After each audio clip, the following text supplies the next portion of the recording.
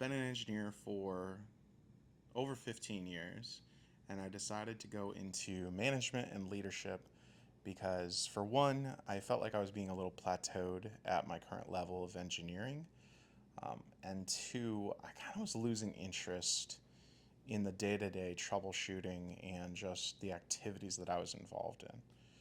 So I went over, crossed the line, let all my certifications expire, burned the ships, as they say, and just went into management and leadership.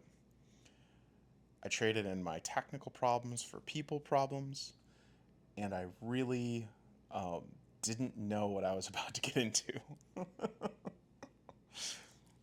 I've always had this thought, and I'm sure many of my colleagues did as well, that management and leadership was quote unquote easier than engineering, or you have this thought of, well, you're just the network manager because you couldn't cut it, you couldn't hack it as an engineer. And I am proud to say, having lived both, that the people problems, in my humble opinion, are much more difficult than the technical problems. For one, the technical devices, the routers, the switches, the whatever, they do what you tell them to do. They do exactly what you program them to do. That alone takes the cake because humans are not that way.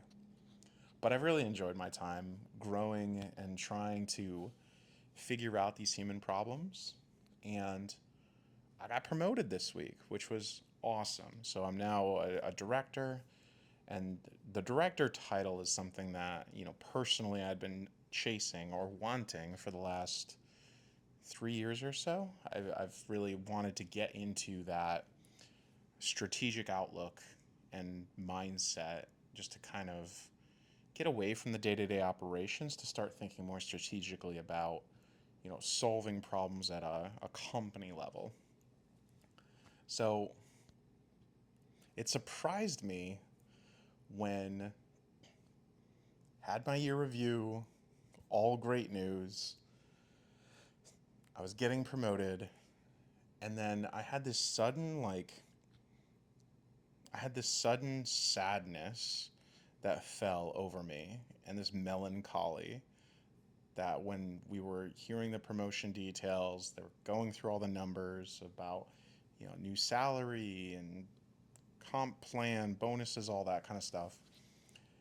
And I had to reflect on it over the weekend where I was like, why am I feeling sad? It doesn't make any sense.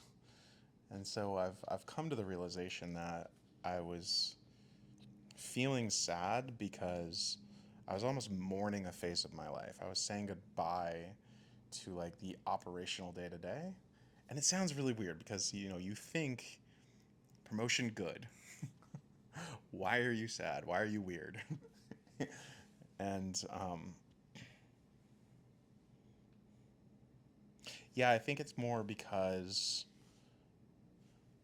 the happiness that I derived from my day to day was the chasing of a goal. So my goal was I want to be a director, and I'd been working so hard towards that goal that I had like got lost in the grind of trying to hit that goal. And now that I've achieved that goal, I've caught the ball, right? When you're a dog and you catch the ball that somebody throws, you're running full speed and you're just chasing it down, and you catch that ball, and then you just don't know what to do with it. So that's kind of what I'm in right now. I'm in this like weird self-reflection period where I'm very happy and I'm very appreciative that I've, been promoted into this role. I'm going to, of course, do my best and what I can do, but I'm also taking some time to appreciate, the phase of life that I was in beforehand and properly say goodbye. This sounds weird, but I want to say goodbye to that phase and then welcome the new phase. So with that, I have my little mobile setup.